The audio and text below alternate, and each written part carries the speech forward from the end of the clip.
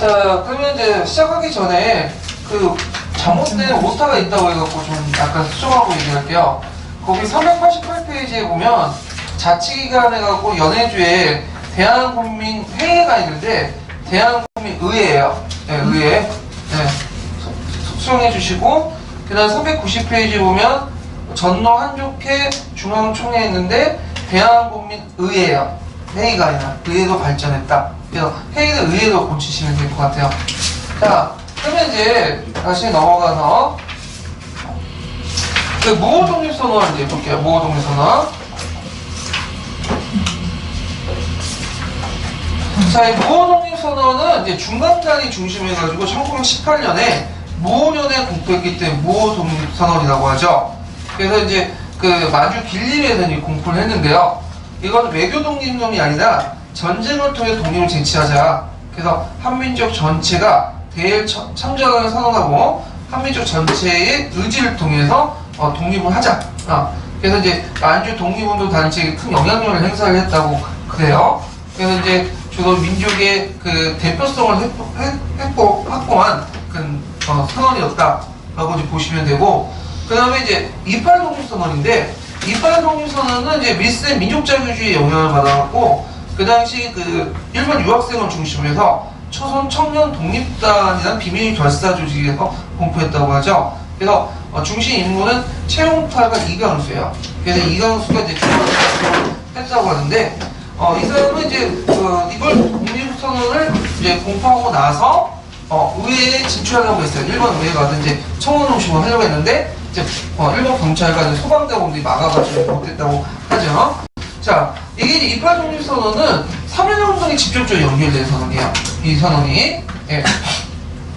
그래서 이제 그 밑에 보면 이제 그 모호 독립선언과 28 독립선언, 3.1운동 선언, 그 다음에 이제 독립선언하고 그 앞글자들 이제 있고요. 그 다음에 천도교 자주독립선언서가 있어요. 이거는 제2 독립선언이라고 하는데 이것도 있었다는 걸 좀 기억을 해주시면 될 것 같아요. 자, 대대적인 배경을 보면 이제 고정 독사설, 축적된 국내 독립 영향, 독립 의문 같이, 그 다음에 일제 시민통치의 어떤 반발, 이런 것도 했다. 자, 3.1운동의 전개 과정을 볼게요. 3.1운동을 계획했던 단체들은 어떤 사람들이냐면 종교계통, 학생계통 이런 것들이 많거든요. 그래서 종교계통들 중에 이제 천도교, 기독교 이런 계열들이 이제 많고요. 근데 학생들이 이제 주로 했던 건 뭐냐면 그 당시에 이제 그 학생들이 그 단체 조직하기 좀 편했어요. 조직하기. 그래서 그 당시에는 이제 보안법이나 이런 것 때문에 조직하기 힘들었죠. 그러니까 종교단체나 학생 조직 같은 그런 데도 이제 있다. 그래서 주로 종교계 인사들이 모여서 계획을 전체적으로 했고, 실행은 누가 했죠? 학생들이 했다. 이렇게 보시면 되겠죠. 자, 3.1운동의 전개 과정인데요. 자, 요거 이제 볼게요. 자, 3.1운동 전개 과정을 읽고 넘어갈게요. 자, 리베르 교과서 펴보세요. 몇 페이지 보시면,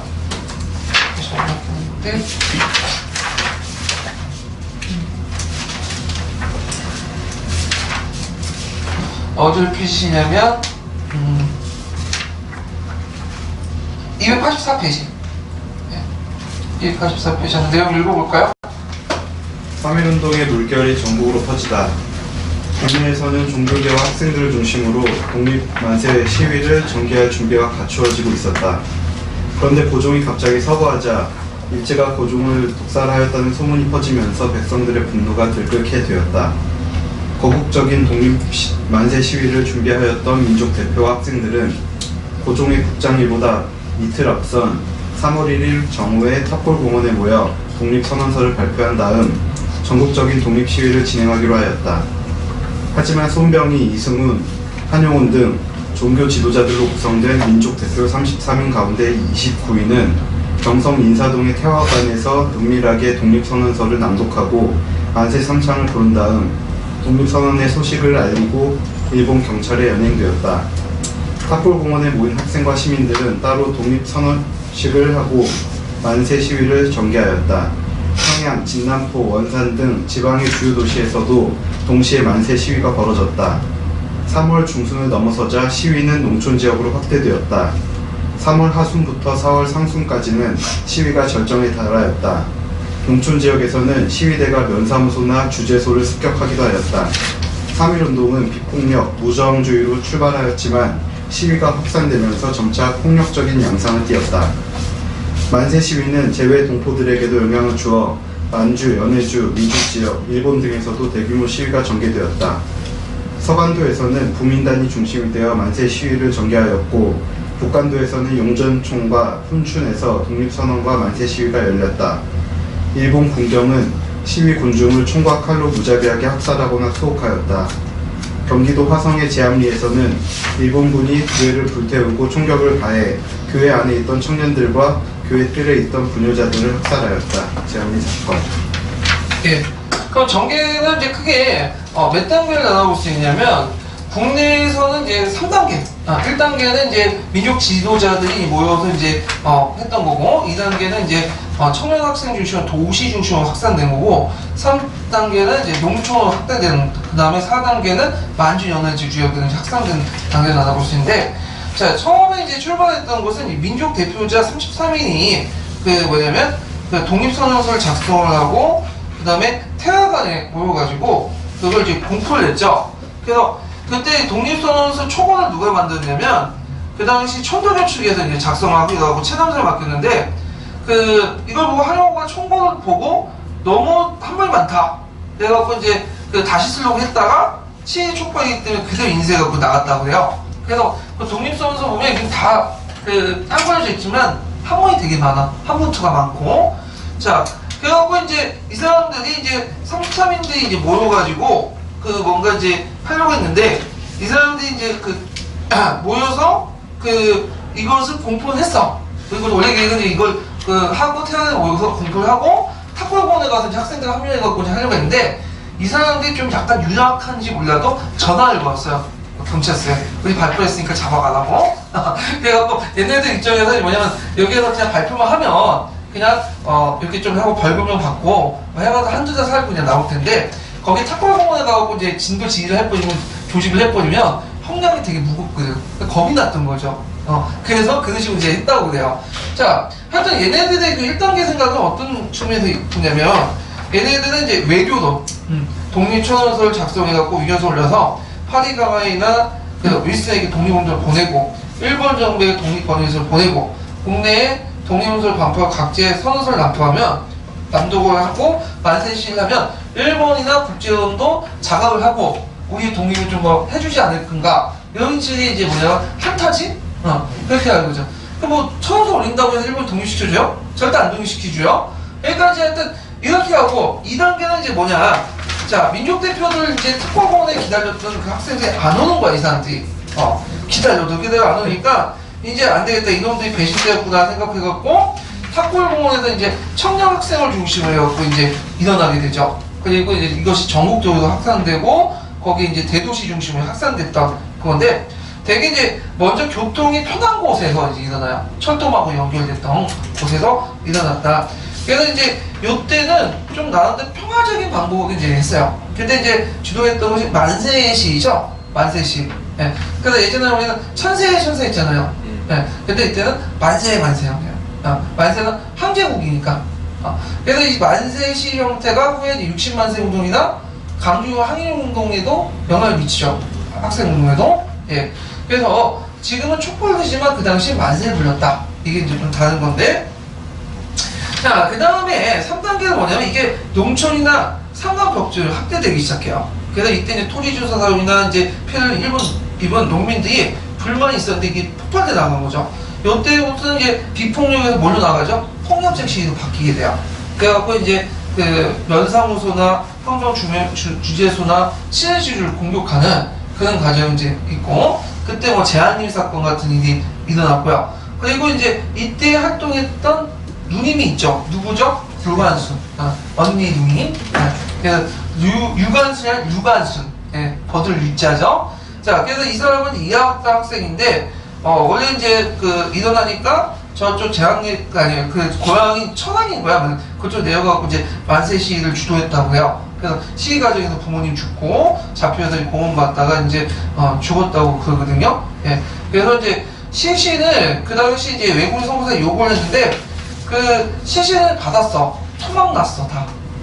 그래갖고 했다는데 유관수 누나가 이제 그 키가 170m에서 좀 컸다고 하는데 지금 최근 자도 150 메시지밖에 안 됐다. 근데 그것 때문에 또 이상한 댓글 다는 분들이 있더라고요. 키가 중요하겠어요? 예. 자, 그리고 이제 교과서에서 어떤 분이 이제 뭐 유관순이 없다고 이렇게 하면서 국정화를 주장하는데 유관순 다 있죠. 예. 그래서 그런 차원에서 제가 한번 찾아봤어. 비상교육 287페이지.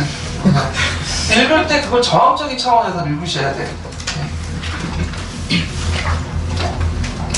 비상교육 287페이지 보면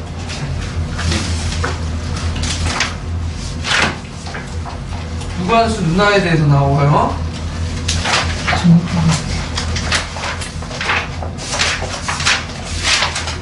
네, 거기 유관순 있죠? 네, 읽어볼게요. 유관순. 유학당에서 공부하던 유관순은 1919년 3월 1일 서울 탑봉공원에서 독립만세운동에 참여하였다. 이후 계속 만세 시위에 참여하다가 남산에 있는 경무 총관부에 붙잡혀갔으나 외국 선교사의 도움으로 풀려났다. 3월 10일 모든 학교에 임시 휴교령이 내려지자 유관순은 고향인 병천으로 내려가 독립만세운동을 지휘하였다. 4월 1일 병천 아우네장터에서는 3,000명이 넘는 군중이 모여 만세 시위운동을 벌였는데 유관순은 직접 만든 태극기를 나눠주며 연설을 하고 독립만세를 외쳤다. 만세 시위를 진압하기 위해 일본 헌병은 군중을 향해 총을 쏘아댔고 이때 유관순의 부모를 비롯한 19명이 죽고 30명이 부상을 당하였다. 헌병에게 체포된 유관순은 공주지방법원에서 징역 5년형을 선고받았으며 서울 서대문 형무소에 수감되었다. 그녀는 형무소 안에서도 독립만세를 외쳤고 그때마다 매질과 고문을 당하였다. 결국 유관순은 1920년 9월 28일 19세의 꽃다운 나이에 옥중에서 순국하였다. 예. 그 다음에 이제 마지막 단계는 만주, 연해주, 미국, 일본에 이제 있는데 만주는 이제 그 당시 그 서강도나 용전, 홍춘 지역에서 만세 시위가 있었고 그 다음에 그 연해주 지역에는 블라디보스토크의 신안촌에서 시위가 있었고 미주에서 이제 그 대한민 국민회 중심으로 해갖고 이제 필라델피아, 샌프란시스코 이런 데서 이제 만세 시위가 있었다고 돼요. 자, 그러면 3.1운동의 의의를 볼게요. 3.1운동의 의의. 자, 3.1운동의 의의를 보면 민족 독립운동의 역량을 확인했고요. 자신감이 부여받고 그 다음에 대한민국 임시정부의 수립 계기가 됐죠. 네, 이때 임시정부는 이제 공화국이죠. 그래서 이제 3.1운동을 계기로 해갖고 이게 복병에서 공화국 완전 넘어가게 돼요. 그리고 거기에 참여했던 사람들 보면 상대적으로 양반들이 좀 없어. 유림세력들이. 그건 뭐냐면 여기 이제 지향이 높기 때문이죠. 공화주의. 3.1운동의 방향이. 자, 그 다음에 만주와 연해주에서 독립군 무장투쟁 노선이 본격화되죠. 그래서 이제 더 이상 비폭력 운동의 의미가 없다. 무슨 평화적으로 외교적으로 이게 독립하냐 말도 안 된다. 그러면서 이제 국내 진공작전을 펼치게 되는데 이게 이제 봉오동 전투와 천산리 전투에서 이제 나타나게 되죠. 자, 그 다음에 네 번째로는 그 당시 예전에 일본 엘리트 중심의 운동에서 이제 학생, 노동자, 대중계급이 주도했고 운동을 펼쳤다. 그래갖고 이제 이것이 이제 학생운동, 농민운동, 노동운동, 사회운동, 여성운동에 큰 영향을 주거든요. 예. 그리고 이제 이 운동을 보고 민중의 어떤 역량을 알게 된 거야. 그래갖고 이제 박은신이나 신채호 같은 사람도 초기에는 엘리트, 영웅이 와가지고 우리를 구원해줄 거라고 생각했는데 그게 아니라 민중을 조직화시켜가지고 하겠다. 그것이 이제 뭐에 나타나는 이승만의 자기 신채호의 민중의 집정혁명운동에 나타나게 되죠. 예. 자, 그 다음에 전민족 독립운동이다. 그래갖고 이제 남녀노소, 그 다음 사상을 떠나서 하여튼 하나로 합쳤던 운동이다. 이렇게 보시면 되고요. 또 이걸 계기로 해갖고 독립운동의 여러 분수령을 이뤄요. 하나로 합쳤지만 또 이것 통해서 또 다양하게 나눠지죠. 자, 이념 분할을 통해 사회주의와 민족주의 나눠지고요. 민족주의도 비타협적 민족주의와 왜냐면 타협적 민족주의 나누죠. 그 다음에 이제 민족주의 분화에서도 이제 이렇게 나오고 방법론에서도 절대독립론, 실력양성론, 외교독립론, 민족해방운동 등등등 이렇게 나눠지는데 일본은 이 운동을 계기로 해갖고 실력양성론에 이런 사람들은 뭐야? 준비동 같은 사람들 포섭해갖고 친화를 만들죠. 예. 자, 그 다음에 약소 민족에 어떤 영향을 미쳤다. 중국의 5.3운동, 인도의 비폭력운동, 그 다음에 이집트, 뭐 필리핀 미쳤다고 하는데 이거 우리만의 주장인 것 같아요. 예, 하여튼 뭐 보시면 되고 다른 문헌에는 없어. 다른 책에서 세계사 책에는 그런 내용이 전혀 없고 우리만 그 관련된 내용들만 좀 찾아가지고 얘기한 것 같은데 자, 하여튼 그리고 이제 문화정책 계기가 마련됐고 그 다음에 임시정부가 수립되죠. 공화주의가 정착되고 그 다음에 국제 여론이 한계됐다. 그래서 예전에 일본이 세계 각국에 뭐라고 선전했냐면 한민족들은 자치 능력도 없고 저항 능력도 없고 그리고 우리의 어떤 통치 안에서 잘 먹고 잘 살았다 이렇게 했죠. 근데 웬걸 이게 일어나고 특히 제한미 사건 같은 경우에는 빼도 막도 못하게 뭐야 이게 운동이 참사에 알려진 거야. 그때 이제 외신들이 와가지고 보도하고 그러니까 이제 일본 입장일 때는 이게 눈치 볼 수밖에 없겠죠. 얘네들이. 자, 그래서 이거 사회운동 의의도 한번 나올 것 같긴 한데 이게 시험 문제 안 나오더라고. 사회운동은. 그럼 사회운동 의의 부분만 지금까지 한 걸 정리해서 볼게요. 자, 금성경은 309페이지 보세요.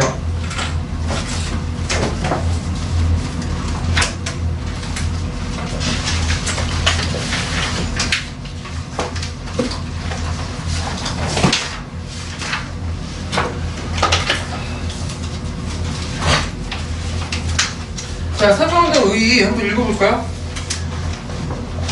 3.1운동은 제1차 세계대전 이후 승전국의 식민지에서 일어난 최초의 반제국주의 운동이자 이념과 계급의 차이를 초월하여 전개된 전 민족적 항일운동으로 우리 민족의 독립의지를 전 세계에 알린 역사적인 사건이었다. 이러한 점은 일제가 통치 방식을 문화 통치로 바꾸는 계기가 되었고 중국의 5.4운동, 인도의 반영운동, 베트남의 독립운동 등 아시아의 반제국주의 운동에 자극을 주었다. 또한 운동의 전개 과정을 통해 통일적 지도부의 필요성과 공화주의에 대한 공감대가 형성되었고 이러한 움직임은 공화주의에 입각한 대한민국 임시정부가 수립되는 토대가 되었다. 만세 시위에 참여한 노동자와 노동인들은 이후 대중운동을 통해 민족운동에 주체적으로 참여했는데 이는 사회주의 사상을 수용하고 확산시키는 토대가 되었다. 만주와 연해주에서 활동하던 독립군 부대들 역시 3.1운동을 계기로 무장투쟁을 본격적으로 전개하였다. 예. 자, 그러면 이제 뒤에 넘어가세요.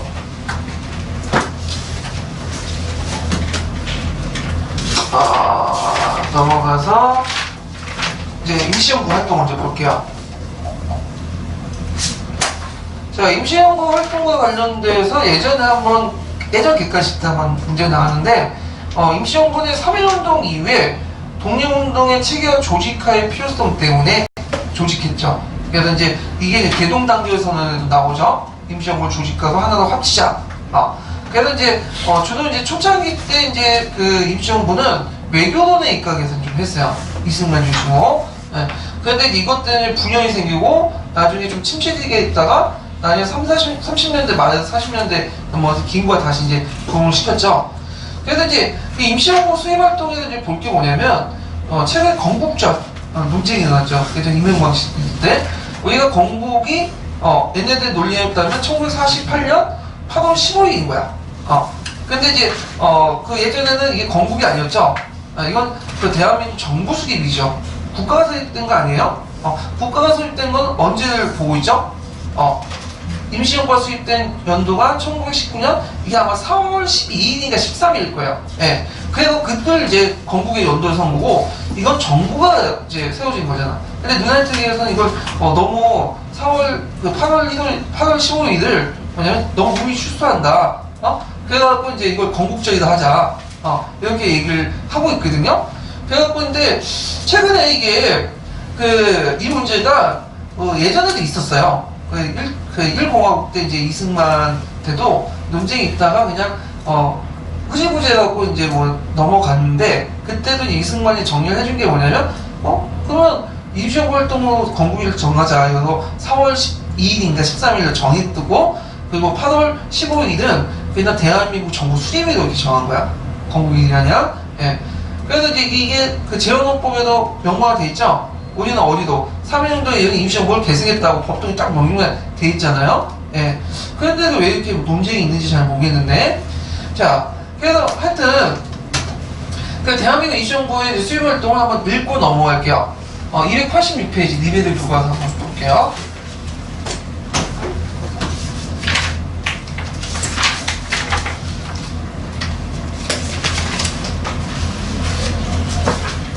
자, 대한민국 임시정부인데 제가 이거 홈페이지가 없네. 이것도 제가 한번 그냥 쭉 읽어보면서 볼게요. 자, 3.1운동 이후에 여러 지역의 임시정부가 수립되는데 이게 그때 한 7개 정도 임시정부가 세워졌다고 해요. 우리가 알고 있는 건 3개 정도인데 연해 지역의 대한국민의회, 그 다음에 상해 정부의 대한민국 임시정부, 그 다음에 경성의 한성정부, 그걸 통합한 것이 이제 대한민국 임시정부죠. 그래서 이제 법통을 한성정부 해가지고 이렇게 했고 우리나라가 이제 대한민국 정부 계승이 되죠. 그래서 이때 이제 두 가지 논쟁이 있었죠. 독립전쟁론하고 외교독립론. 독립전쟁론 입장에서는 간도나 연해주를 중심하자. 근데 이에 이승만의 외교독립론은 상하이를 하자. 왜냐면 상하이가 주변에 영사관, 대사관들이 많으니까. 그래서 결국에는 외교독립자들의 주장은 상하이다라 했다는 거. 자, 그 다음에 거기에 이제 선거권리의 기초에가 공화제가 생각된 거예요. 임시유정어, 공무원, 사법 이렇게 만들었고, 그 다음에 국내 비밀 행정조직인 영통제 교통부를 실시했다고 했죠. 그리고 독립국채나 국민의원금을 이제 조직을 했고요. 그 다음에 이제 독립신문 같은 걸 발행을 했고, 외교활동을 보면 이제 외교위원부를 설치하고, 파리 워싱턴 등재, 그 다음에 미국에서는 이승만 대변 국민의원부를 설치를 했다. 해갖고 이제 이런 내용도 있고요. 자, 여기까지 있는데, 국민대표에 결렬되다 해갖고, 이제 위인 통치소를 부구하고 국민대표가 좀 관련된 부분까지 쭉 나오거든요. 그래서, 여러분들 있나? 있어요? 네. 네. 그러면, 대한민국 임시정부 민주공화국 실직하다 부분하고, 국민대표에 결렬되다까지 한번 두 개가 좀 중요한 부분인 것 같으니까, 각각 읽어볼게요. 네. 대한민국 임시정부 민주공화제를 채택하다. 대한민국 임시정부는 헌법문립에 기초한 민주공화제를 채택하여 임시유정원, 입법, 국무원, 행정, 법원, 사법을 구성하였다. 또 국내와 만주 지역에 연통부를 설치하고 국내 비밀 행정제도인 연통제를 시행하였으며 국내와의 비밀 연결을 위한 통신기관인 교통국을 설치하였다. 임시정부는 연통제를 통해 국내의 독립운동과 연락 업무를 검토하였고 교통국을 통해 정보를 수집하거나 교환하였다. 임시정부는 독립공채를 발행하거나 국민의원금을 모금하여 분자금을 마련하였다. 분자금은 연통제나 교통공유 조직망에 의해 임시정부에 전달되었다. 물건을 파는 상점처럼 위장한 단둥의 이른 양행과 부산의 백산상회는 분자금 전달의 중간 거점 역할을 하였다. 임시정부는 기관지로 독립신문을 발행하였고 임시사를 편찬위원회를 설치하여 한해관계 사료집을 발간하기도 하였다. 군사활동도 적극 전개하였다. 국무원 산하에 국무부를 설치하여 군사 업무를 관장하였다. 1920년대에는 국무부 직할에 광복군 총령을 창설하였고 1923년에는 임시정부 직할에 참여부를 설치하였다. 외교는 임시정부가 가장 중요시하였던 활동이었다.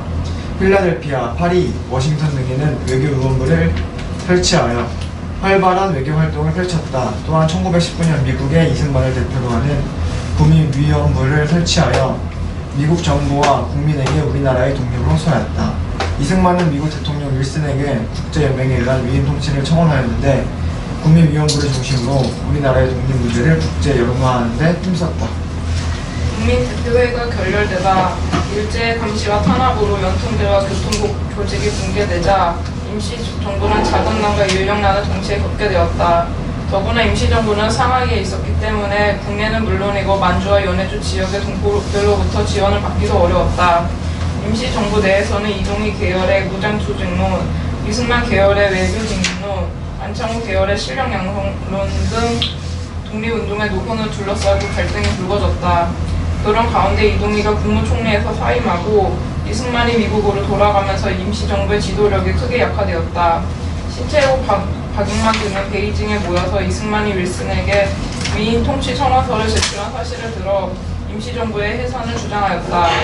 또한 새로운 독립운동 기관을 설립하기 위한 국민대표회의를 소집하자고 요구하였다. 외교 독립론이 강대국의 무관심으로 성과를 거두지 못한 상황에서 1923년 상하이에서 새로운 활로를 모색하기 위한 국민대표회의가 열렸다. 참석자들은 신채호를 중심으로 한 창조파와 안창호를 중심으로 한 개조파로 나뉘었다. 창조파는 임시정부를 해산하고 새 정부를 세우자고 주장하였고 개조파는 기존의 임시정부를 개편하는 선에서 유지하자고 주장하였다. 양측이 합일점을 찾지 못하고 팽팽히 맞선 가운데 외장인 김동삼이 만주로 돌아가고 국민대표회의는 결렬되고 말았다. 1924년 임시정부는 미국에 있는 이승만을 대신하여 대통령 대리의 이동련을 추대하였다. 이듬해에는 이승만을 탄핵하고 박은식을 제2대 대통령에 추대하였다. 박은식은 대통령제를 내각 중심의 국무령제로 바꾸었고 서로 군정서군의 총재였던 이상용이 국무령으로 선출되자 대통령직을 사임하였다. 1926년 국무령을 취임한 김구는 헌법을 고쳐 국무위원회 주석을 차례로 맡는 집단식을 체제로 바꾸었다. 예. 자, 여기 보죠. 내용을 보면요. 자, 임시정부의 이제 그 성립 과정을 볼게요. 자, 삼양운동 이후에 이제 그 임시정부가 7개 정도 세웠어요. 8개 정도. 그냥 모종의 대한국민회의 상해 임시정부, 국내 한성 임시정부, 그 다음에 잘 알려지지 않지만 기후지방이 뭐 대한민국 정부, 그 다음에 서울 지역의 조선민국 정부, 평안도 지역의 신한민국 정부, 그 다음에 만주 길림의 고려공화 정부, 간도 임시정부 이렇게 세워지는데 요걸 이제 3개 계통이 제일 유명하죠. 그래서 이제 하나 통합을 하자. 그래갖고 그 3개 정부가 모여가지고 이제 논의를 했어요. 그래갖고 그 당시 연해주 대한국민회의, 그 다음에 상하이 대한민국 임시정부, 서울 한성정부가 통합을 하는 과정에서 위치 문제가 이제 일어났죠. 어디를 위치를 잡을 것이냐, 중심지대. 그러니까 2가지 논쟁이 있었죠. 하나는 상하이 중심론, 또 하나는 만주안. 그러니까 상하이 중심론을 주시하는 사람은 외교적 노력을 강조하는 외교 독립론자들이죠. 이들이 왜 이렇게 주장하냐면 상하이는 그 당시에 국제적인 도시였죠. 그래서 외국의 대사관, 영사관들 몰렸으니까 거기에서 이제 하자는 거야. 그래서 외교적으로 편하니까. 이승만이 대표적인 사람이고요. 그 다음에 이 만주안은 이제 뭐냐면 지리적으로 어디에요? 국내 가깝죠. 그러니까 이제 그 뭐냐면 군사훈련도 가깝고 그리고 군사활동도 이제 편하고 연계작전도 하니까 여기를 하자는 거야. 이 대표적인 사람이 이제 누구냐면 그 만약 문창범이라는 사람이 있어. 문창범. 근데 그 논의가 있다가 그 당시 이동희 세력이 그 상해 임시정부를 지지를 했어요. 이 사람은 이제 부정통일을 주장했던 사람인데 뭔지 몰라도 이렇게 지지를 했어. 그래가지고 이제 상하이 쪽으로 들어가게 되죠. 그래서 구성을 보면요, 법통은 뭘 계승하죠? 한성정부. 한성정부 왜 법통을 계승했어요? 일단은 국내에서 세워진 거잖아요. 예. 그래서 이제 있고, 그래서 한성정부의 인선에 따라 내각이 구성이 되죠. 그 다음 국민회의의 입법기관을 이제 흡수하고 설치는 상하이 임시정부에 설치됐다. 거기에 좀 눈여겨볼 게 뭐냐면 한인사회당이 참여했어요. 상하이파 공산당이다 보면은 한인사회당이 참여했는데 이 한인사회당의 대표적인 사람이 누구죠? 이동희죠. 예. 그래서 이거는 좀 완벽하지는 못하지만 좌우연합적인 성격을 띠고 있다. 이렇게 이제 보시면 되겠죠. 자, 임시정부 체제를 볼게요. 임시정부 체제는 뭐예요? 공화국이죠. 공화국. 예.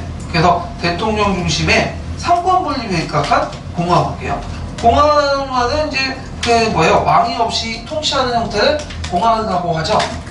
그래갖고 이제 공화국이라고 있고, 그래서 대한민국이 되는 거죠. 대한제국이 아니라. 그래서 대한민국 국고 정할 때도 좀 문제가 있었어. 조선을 정할 것이냐, 대한을 정할 것이냐. 그러니까 이때 대한으로 망했으니 대한으로 정하자 해갖고 대한민국이 된 거죠. 만약 조선을 정했으면 조선민국이 됐겠죠. 지금 북한에서 뭐야? 조선인민공화국이고, 그냥 대한민국이 된 거잖아. 예. 자, 하여튼 이렇게 있는데 그 임시정부 구성을 이제 보면요. 일단 이거 초창기 때요. 이승만이 대통령. 이 사람은 대통령의 지위를 상당히 뭐냐면 강조했어. 이승만은. 그래서 예전에 이제 그 상하이 정부 있을 때도, 그러니까 상하이 정부 때 이승만이 이제 뭐라고 했냐면 대통령은 내거든요. 프레지던트? 예, 프레지던트인가? 예, 대통령이 나오는데 그때 이제 상하이 정부 안에서 말이 많았어. 당신 대통령이라는 말 쓰지 마. 그걸 왜 우리 대통령이 아니다. 근데 끝까지 우겼어. 그러다가 이제 임시정부가 통합 임시정부가 만들어 놓고는 계속 대통령으로 쓰게 된 거야. 대통령으로. 예. 그래갖고 그때 이승만 대통령 내봤던 게 이유가 2가지가 있어요. 하나는 돈이 많다는 거. 그래서 외교 독립론에 입각하려면 이제 뭔가 좀 부심점 있는 인물들 내세워야 될 거 아니에요. 근데 이제 이승만 영어도 잘하고 그러니까 얘를 그냥 대통령을 내세우면 좀 괜찮겠다. 왜냐면 명함은 좀 있어야지. 다른 정부에 가가지고 대통령이라고 좀 알아줄 거 아니에요. 그래서 하여튼 대통령 했고, 그 다음에 이동희가 국무총리가 됐어요. 예, 그래서 이제 이동희 소련 정부부터 지원을 받는 역할을 했죠. 그래서 코민테르 아시죠? 이 코민테르는 이제 자금도 많이 줬는데, 이동희가 그 자금을 받아먹긴 왔어요. 근데 그 비서가 먹고 뛰었죠. 그랬더니 이동희가 이제 입지적으로 이제 좀 약간 정치적으로 약해졌는데, 자, 하여튼, 그 다음 입법기관 임시정부, 그 다음에 사법기관 법원, 행정기관 공무원, 이렇게 있는데, 이 법원의 설치 문제가 좀 약간 많이 많았어요. 왜냐면, 망명지에서 실제로 사법권 행사가 가능하냐. 그래서 논쟁이 있다가, 이게 나중에 이제 개헌하는 과정에서, 그 뒤에 보시면 알겠지만, 이제 그 2차 개헌 때는 사법권 조항은 폐지시켜요. 폐지되고, 그 다음에 있다가 나중에 다시 이제 사법권 조항이 들어가거든요. 예. 그래서 이제 그거는 뭐 때문에 그러냐면, 그, 반역자들이 많이 생기니까, 플라치들, 처단하기 위해서 이렇게 했는데, 하여튼 이렇게 이제 있었다. 그래서 임시헌법이 이제 만들어졌죠. 1919년에 임시헌법이 만들어지고, 그것이 한 번 또 개정이 돼요. 1차 개헌이라고 해요. 예. 그래서 이제 있고, 그래서 총 몇 차 개헌이 있었죠? 5차 개헌이 있었죠. 5차 개헌. 그래서 이제 요거 뒤에 좀 설명을 할 거고요. 자, 독립운동 방향 같은 경우에는 임시정부 유지 방안, 그 다음에 국내 독립운동 방향, 뭐 국제성장 방향, 이런 걸로 구성되어 있다, 헌법이요. 자, 임시정부의 지도, 그 권력구조 좀 볼게요. 자, 임시정부의 권력구조를 보면, 이게 이제 헌법을 중심으로 이제, 말하는 건데, 보통 이제 1차 개헌부터 5차 개헌까지 있었거든요. 1차 개헌 때는 좀 상해 시기 때, 그래서 3차 개헌 때는 이제 중요전쟁 와중이기 때문에 왔다 갔다 했죠. 예.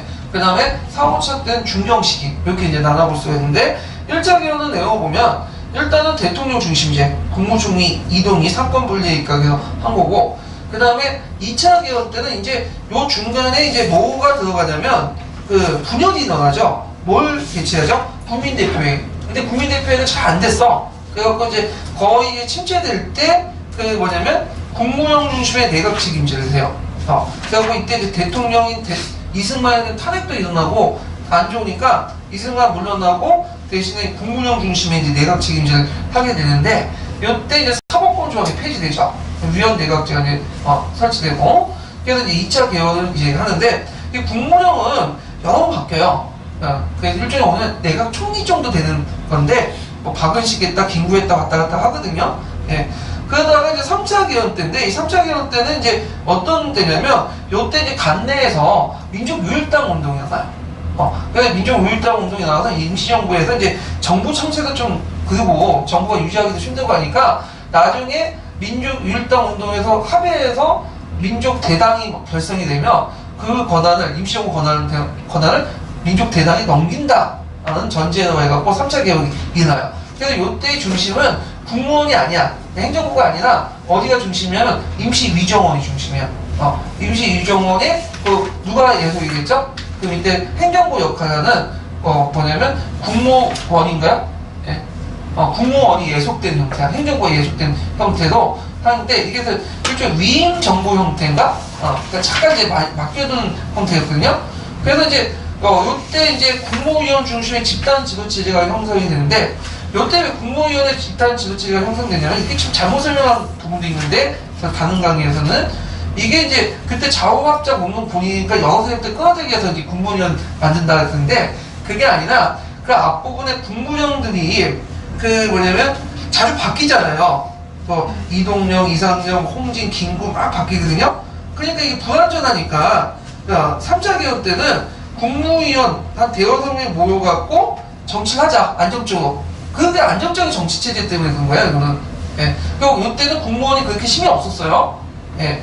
그리고 이때 이제 주석직을 설치하거든요. 근데 이 주석제라는 것은 뒤에 이제 중국이나 이런 데 주석이 제일 높은 사람이잖아요. 근데 여기는 주석은 뭐냐면 회의를 주도하는 사람이야, 그냥. 그것도 교대로. 그러니까 그건 의미는 없어.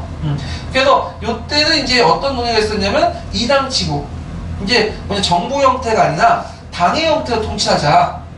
왜냐면 정부는 좀 우리나라 이제 정부 구성하기는 요건이 안 되잖아. 영토도 없고 이민도 없는 상태에서 어떻게 정부 형태를 하냐. 그래서 아까 말한 것처럼 민족 대당을 만들면 정부를 해체시켜 누구한테 넘기려고 했죠? 민족 대당에 넘기려고 했죠.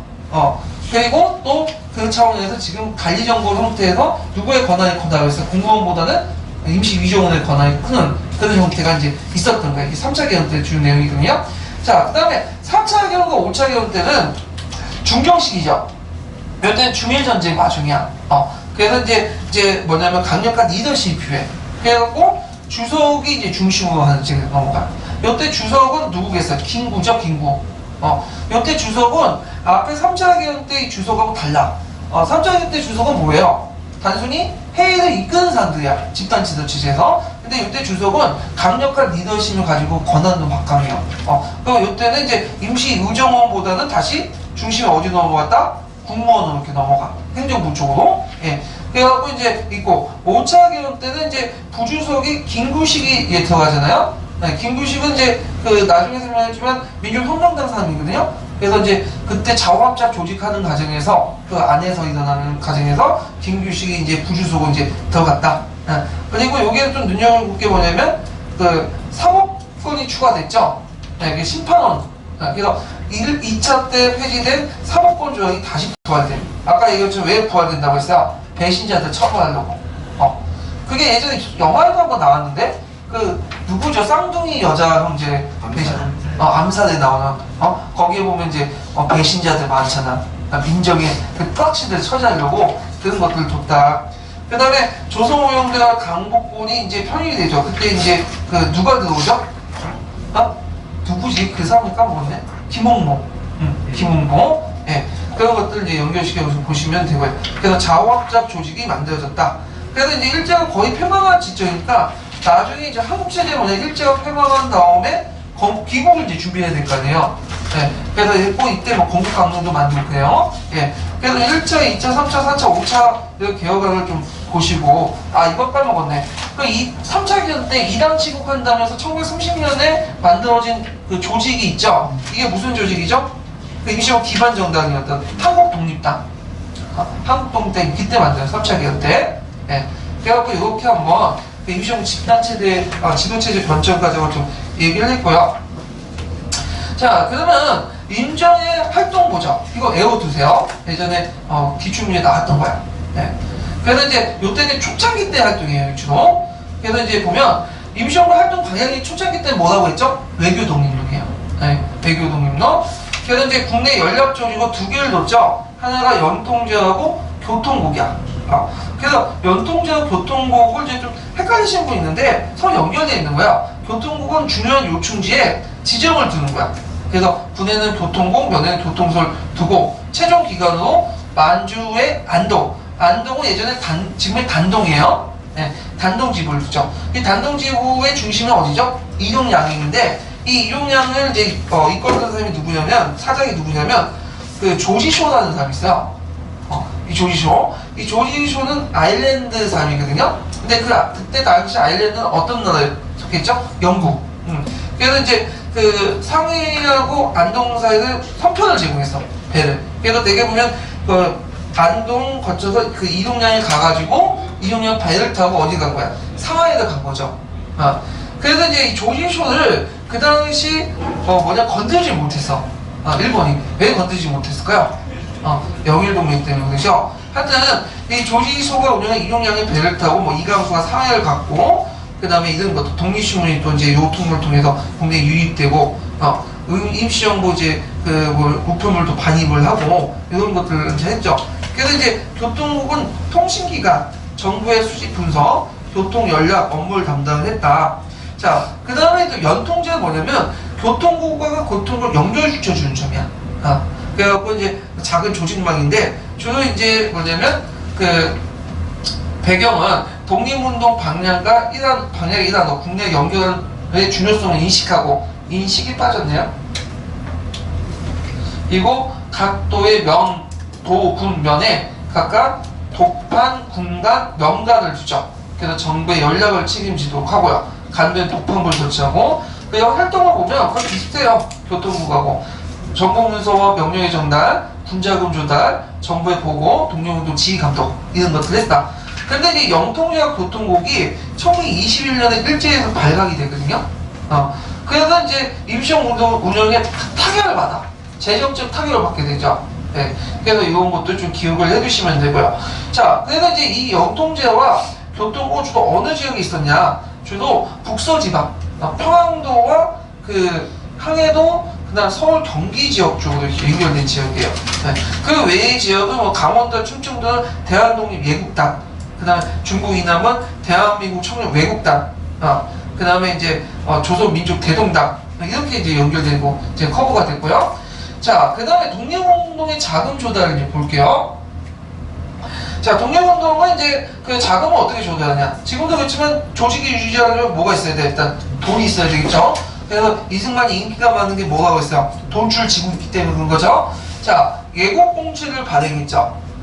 그 예국공채는 이제 후에 독립한 후에 돌려주겠다 이자를 쳐가지고. 근데 그거를 이제 산 사람들이 되게 그런 목적으로 산 건 아니고, 그래서 사모로서 이제 독립운동에 어떤 헌신할까 해갖고 이제 사준 거죠. 근데 이게 나중에 그 10년 전인가 15년 전에 정부가 매입을 했어. 약속을 지킨다고. 근데 그때 그는 독립공채, 예국공채 샀던 사람들한테 돈을 준 게 아니라, 왜 갖고 있는, 예국공채에 있다가 그걸 골든폼으로 해갖고 이제 산 사람들 있죠. 그 사람들이 가서 돈을 받은 거야. 실질적으로는. 그 후손들이 받은 게 아니라. 그 다음에 인두세는 국내 20살 이상의 모든 조선인들에게 1인당 1원씩을 인두세를 징수했고, 노용금은 뜻을 담아갖고 자발적으로 낸 건데, 실질적으로 방강제도 좀 뺏은 것도 있어요. 그러니까 일베에서는 그걸 가지고 욕을 하고 있는데, 강제로 냈다고 해서 뺏을 수도 있는 거지 뭘. 그러니까 돈 있는 사람들 뺏은 거 아니에요? 네? 자, 그 다음에 자금운반은 망주의 일홍양행, 그 다음에 부산의 백상상해. 백상상해에서 이제 뭔가 안희재 같은 사람 있죠? 안희재가 이제 영남 지방 지주들 중심으로 성립했는데, 백상 무역 주식회사로 이제 발전했다고 했죠. 그래서 이 사람은 이제 사업도 하면서 독립운동도 같이 했고, 이 사람이 나중에 33년에 만주로 건너가요. 그래가지고 이제 그 동경성에 바대 농장이나 바대 학교도 건설하고 그러거든요. 예. 그래서 하여튼 이런 걸 통해서 이제 뭐냐면 정부에 조달을 했다. 그렇지만 아까 얘기한 것처럼 그 영통지역 고통국이 일제 발각되면서 임시정부의 재정에 타격을 받았다고 했죠. 예. 그 다음 군사활동을 보죠. 군사활동. 자, 군사활동은 이제 그 좀 미비했어. 외교 독립운동에 치중됐기 때문에 또 중국에 있는 관계로 그 한계가 있었다는 거죠. 그래서 되게 보면 이제 한국 강복군이 창설하기 전까지는 되게 임시정부의 군대는 있긴 있었어요. 근데 그 임시정부 군대가 직속 군대가 아니라 그 만주나 연해중에 활동했던 부대들이 뭐냐면 임시정부 이름을 걸어가고 참여하는 형태였어요. 그래갖고 이제 그 보면 국무부라 해갖고 이제 군사 업무를 관장하는 기구가 있었고, 아까 얘기한 서강대는 서로군전소고, 그 다음에 북간도에는 북로군전소군인데, 요거는 그 원래 임시정부 직할 부대가 아니라 원래 만주에서 활동했던 부대가 이제 들어간 거죠. 그 다음 국무 직할대 강복군 사령부를 뒀고, 뭐 남만주에 참의부를 편성했죠. 이 참의부는 임시정부와 관련된 3부 중에 하나죠. 그 다음에 이제 한인 양성소, 한인 비행사 양성소를 설치를 했고, 근데 뭐 별 활동은 없었고요. 되게 이제 연통지역 고통과 붕괴 후에 인력과 자금이 부족했기 때문에 대부분 안 됐고, 거기에 참여했던 이제 그 연해주나 만주에 참여했던 이제 그 독립단체들도 독립 그 무장단체들도 임시정부가 너무 외교원에 치중돼 있고 그러다 보니까 독립 다 빠져나가요. 네. 그래서 임시정부 직속 부대는 언제냐? 1940년에 한국 강복군이죠. 이번에 시험 문제 나왔죠? 예. 그래갖고 이런 내용들 좀 기억하는데, 요 한국 강복군은 뒤에 얘기할게요. 거기 오타가 있네요. 자유시 이동 및 폐산이 아니라 해산이요. 예. 폐산이요. 좀 이상하죠? 해산. 예. 자, 그 다음에 외교활동 보죠. 자, 임시정부가 주로 집중했던 곳이 어딜까요? 외교활동이죠. 그래서 이제 이승만을 중심의 외교 독립을 거기서 이렇게 했는데, 조선 독립을 국제 여론에 호소해서 하자. 왜냐면 조선인들은 이제 그 당시 이거 했는데, 이때 이제 그 일제 거짓말을 되게 폭로를 하고, 왜냐면 일제가 이제 조선인들은 독립한 능력이 없고 일제 통치에 상당히 행복하게 살고 있더라. 그게 있거든요. 이것을 이제 거짓말이라는 걸 이제 비판하면서 이걸 널리 유포시키자는 거야. 그러면 유럽, 미국, 소련, 중국을 상대로 하면 얘네들이 그래도 좀 괜찮은 사람이기 때문에 귀찮은 나라겠든 언젠가 우리 도와줄 것이다. 그 말을 듣고 끄떡끄떡 해주면서 일본을 비난하면서 우리나라를 독립시켜 줄 것이다. 참, 참 판타지 같은 소리죠. 예. 근데 그 이승만은 그렇게 믿고 있었어. 예. 그래서 이제 하여튼 강대구의 외교관을 파견하고 파리 강화회의나 국제연맹의 독립보장, 국제 여러 가입 시도 별로 실패했지만 이렇게 했죠. 그래갖고 이제 활동상을 보면 주 파리 위원부를 설치하죠. 그래서 신한 청년도 왔던 그 김규식을 이제 뭐냐면 외교청장 임명해서 파리에서 외교 활동하고, 그 다음에 전체 한국인 명의도 파리 강화에 제출하고, 미국에서는 이승만이 이제 구미위원부를 설치하죠. 그리고 이제 필라델피아에 서재피 한국통신부를 이제 설치하는데, 이게 됐어요, 안 됐어요? 안 됐죠. 예. 콧방귀줬지 이게 무슨 신경도 안 썼죠. 그래갖고 이제 이때 파리 강화회의나 나중에 워싱턴에 있대. 그래서 한국인 대표단은 파견했는데 입구도 못 들어가고, 다 빌문이 실패하니까 이제 그다음에 무장투쟁로 조작했던 뭐 이동이나 신채호 같은 사람들이 처음엔 두고 보자고 이제 봤는데 성과가 없거든. 그러니까 불만이 어떻게 가득 차죠. 거기다 이승만이 이제 그 전에 뭘 주장했어요? 미국이 윌슨 대통령한테 위임 통치를 했는데 이게 알려지고, 그러니까 폭발이 나온 거죠. 예. 자, 그 다음에 교육과 문화활동을 이제 볼게요. 독립신문을 만들죠. 그래서 대한민국 임시기간지를 만드는데, 요때 이제 이강수가 주필됐고, 그 다음에 주요한이 기자로 활동했어요.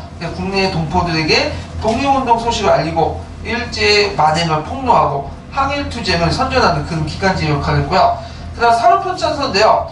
그때 이제 일제가 이제 조선사 편수회를 만드니까, 이하 대학에서 이강수나 안창호가 설치했는데, 한일 관계에서 한일주의를 간행을 하고요. 그 다음 일제 침략의 부당성과 독립 요구를 정리하고, 또 국제연맹이 한민족의 자주독립을 자주성을 규명하고, 박은식이 이때 뭘 말했죠? 한국독립운동 지열사를 발간했어. 그 전에 뭐 썼어요? 한국통사를 썼죠. 근데 이제 나중에 얘기했지만 박은식의 한국통사와 그 다음 뒤에 이제 썼던 3.1운동이 이어진 한국독립운동 지열사는 방향이 달라. 한국통사는 주요 8만의 원인이 다 내 탓이야. 근데 독립운동 지열사는 누구의 원인을 돌리죠? 이제는 일제 침략을 하고 민중의 중요성을 이제 강조를 하죠. 이건 나중에 좀 얘기를 하고요. 자, 그 다음에 그 활동의 어려움 보면 아까 이제 20년대 초반에 영통제와 교통국 조직이 파괴되고 자금주의 이제 했죠. 또 민족주의 진영과 사회주의 진영의 갈등, 또 독립운동 방향을 둘러싼 대립 이런 것도 있고, 그래갖고 이제 임시정부 노선 갈등이 심하니까 국민대표회의를 개최했어요. 자, 이 국민대표회의는 계기가 됐던 것이 뭐냐? 이승만의 외교활동에 주였는데 그 성과도 없었고, 그 다음에 나중에 뭘 알려줬다고 했죠? 국제연맹의 이승만이 윌슨에게 뭐라고 했어요? 위임 통치 좀 해달라. 그래서 미국이 이제 한국에 대한 위임 통치를 좀 해달라고 했고, 그 다음에 일본한테 또 뭐라고 했냐면 한국에 대한 자치를 또 주장을 해요. 네. 그래갖고 이제 이게 알려지니까 이제 이승만 탄핵이 일어나고, 그래갖고 이제 신채호가 한마디 했죠. 뭐라고 했어요? 이완용은 있는 정보를 갖다 팔았는데 이승만 없는 정보까지 갖다 판다 하면서 막 비난을 했던 데가 이때인 거죠. 자, 그래갖고 이제 이승만 사임 요구를 하면서 국민대표회의를 개최했는데, 이 국민대표회의는 뭐 특히 뭐냐면 임시정부에도 그 여러 사람들이 모여서 이제 회의할 수 있는 임시 유정이 있잖아요. 입법기관 가지는 의회가 있잖아요. 근데 여기서 하면 임시정부에 대해서 개편 작업을 할 수 없다. 그리고 임시정부 밖에서 하자는 논의가 일어나. 임시정부 틀 안에서 하는 게 아니라 임시정부 밖에서 하자는 논의가 일어나서 만든 것이 이제 국민대표회의야. 그래서 이제 상하이에서 박은식 원세훈들이 우리 동포의 고향 하면서 국민대표 소집 연설회를 개최를 했고요. 그래서 이거에 따라서 이제 국민대표 회의가 개최가 되죠. 네, 1923년에요. 자, 그러면 이때 이제 논의했던 것들을 이제 보면 일단 독립운동 노선 차이도 있고요. 그 다음에 이제 임시정부 정치 문제 이런 것들이 이제 일어나는데, 자, 여기 보면 독립운동 노선 차이에서 보면 이승만은 뭘 주장하죠? 외교 독립론. 그 다음에 안창호는 뭘 주장하죠? 실력 양성론. 보통 실력 양성론은 더 친일파 이렇게 생각하는데, 실력 양성론자는 다 친일파는 아니에요. 그래서 근데 하여튼 안창호, 이동희는 무장투쟁론. 그래서 소련과의 연대투쟁을 강조하죠. 예. 그 다음에 신채호는 민중혁명의 직접 민주혁명론, 외교는 비판하고. 그래서 이제 민중의 직접 혁명론은 뭐냐? 이때 이제 신채호는 어떤 사상에 영향을 무정부주의에 영향을 받았어요. 무정부주의는 뭘 강조하죠? 민중을 강조하죠. 민중. 그래서 이제 보통 사회주의, 공산주의, 계급 투쟁을 강조하잖아요. 계급은 누굴 의미한 거야? 노동자, 농민. 근데 민중은 제국주의를 반대하는 모든 사람을 의미하는 거야. 범계층적 의미예요. 그러니까 3.1운동처럼 뭐냐면 민중들이 자발적으로 봉기를 해갖고 일제를 무너뜨리겠다. 그러면 그것을 촉발시키는 그 행동이 있어야겠죠. 그게 무슨 행동이죠? 의열활동이죠. 그래서 의열활동 이제 하면 민중들이 각성을 해갖고 일어날 것이다. 근데 이것도 판타지인 것 같아. 대다수 사람들은 어떻게 돼요? 침묵했죠. 그냥 적응하고. 예. 하여튼 이런 것들을 이제 주장을 했죠. 그 다음 또 내부 정파 갈등도 있었어. 그때 당시. 그래서 이제 이동희가 아까 이제 모스크바 자금을 이용했다는데 이동희도 좀 억울한 것도 있어요. 이동희 자체가 이제 모스크바에서 자금을 이용한 건 아니고 그거 이제 그 밑에 자기 비서가 유용한 거예요. 빼먹은 거를. 그것 때문에 이동희가 이제 책임지고 이제 국무총리 사임하고 더럽다 하면서 얘가 만주 간 거고. 그 다음에 이승만과 사회주의 세력 갈등. 그 다음에 또 임정래의 기호파하고 또 뭐냐면 서구파의 대립. 또 지역 갈등. 그 어떤 경우에는 또 뭐 남인과 노동, 북인간의 싸움. 그러니까 자기 선조들이 남인 계통이고 뭐 노동 계통에서 싸우고 막 그렇게 싸우고. 하여튼 그런 등등의 이제 내부 갈등이 있었고. 그래서 임시정부 조치 문제가 이제 아까 전에는 배경이고요. 조치 문제, 국민대표회의에서 이제 조치 문제를 논의했거든요. 그래서 이제 그때 세 가지 파로 나눠지죠. 하나가 개조파, 창조파, 형상유지파인데 형상유지파는 그대로 가자. 김구가 있는 사람이고 개조파는 뭐냐? 임시정부는 이제 더 이상 인정하는 가운데서 개혁을 통해 개선하자는 거야. 그 다음에 창조파는 뭐죠? 임시정부는 이제 절대성을 부인하고 국민대표회의를 최고 기관으로 한 조직을 다시 만들자. 그래서 외교 독립론을 비판하고 무장 독립론을 주장하는 상태예요. 근데 창조파, 개조파의 특징이 뭐냐면 임시정부의 한계성을 인식한 거죠. 정부라는 것은 일단 뭐가 있어야 돼요?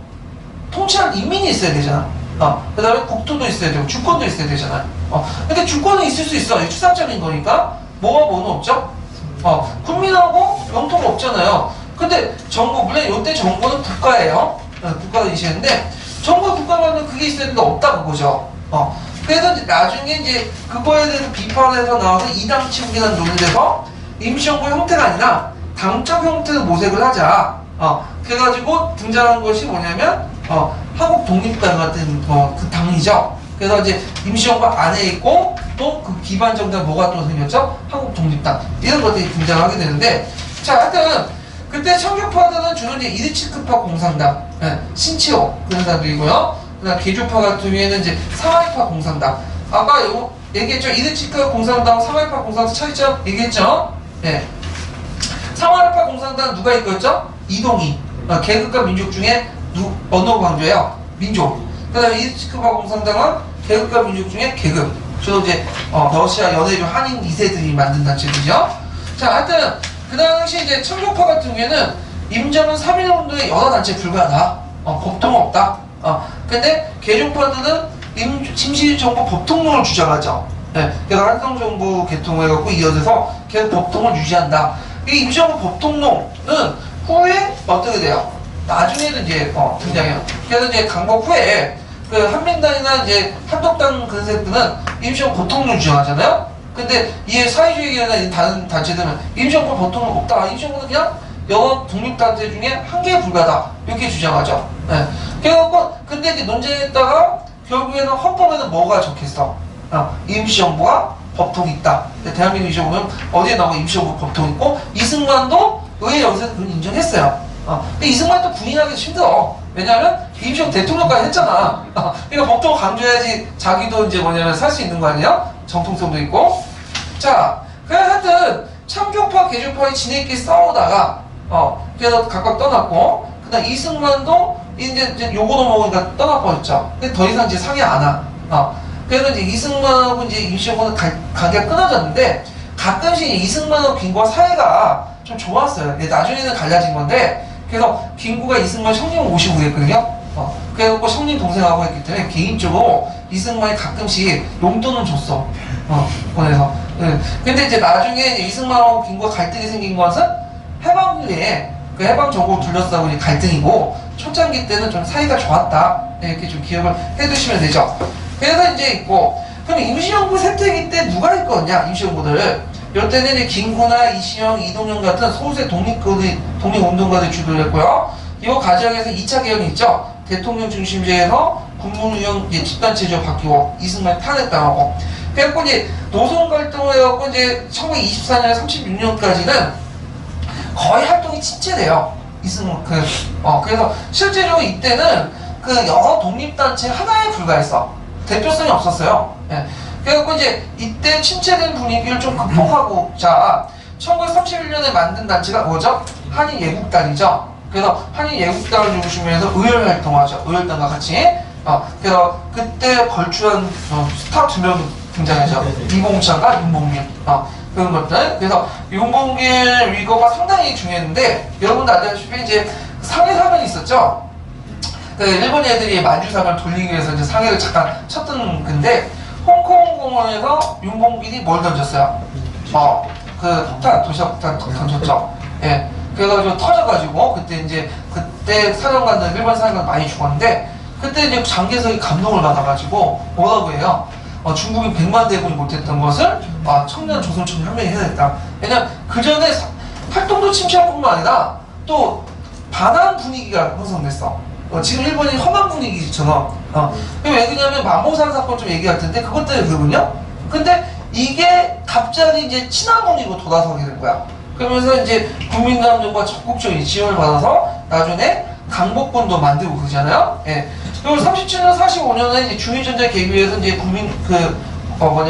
국민당 지원을 받아서 이제 한국 강복군과 독립당이 결성되고, 물론 이때 한국 독립당은 30년대에 만들어진 독립당이 아니라 이건 통합한국 독립당이에요. 그건 나중에 얘기했지만, 그래서 이제 자오합작적인 성격을 갖고 있다. 그래서 이제 이 침체기 때 활동했던 거의 중심 역할을 했던 사람이 누구였다? 김구였다. 이렇게 보시면 돼요. 자, 그러면 의회와 한계를 볼게요.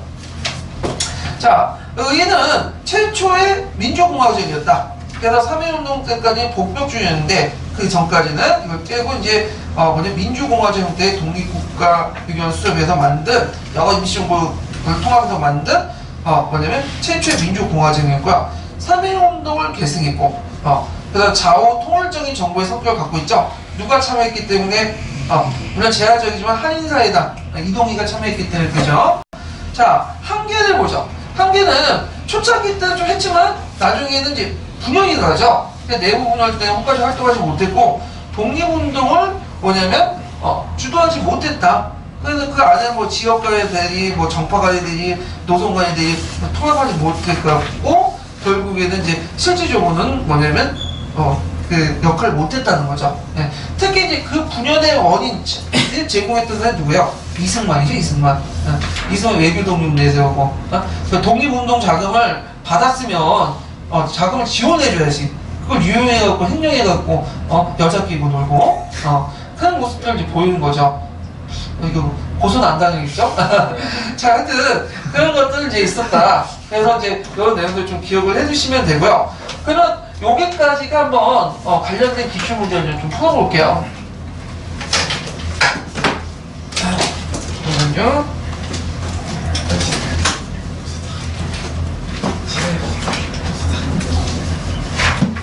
예를 들면 메시지 표시 아니죠?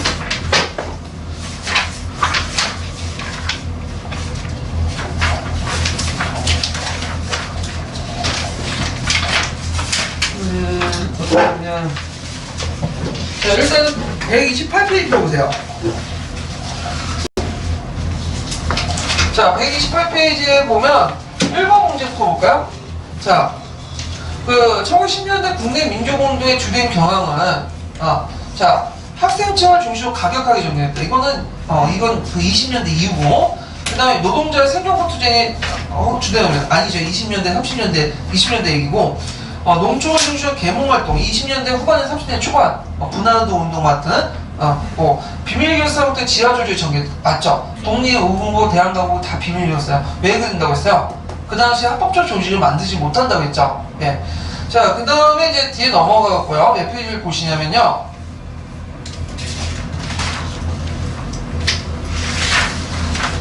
자, 133페이지 펴보세요.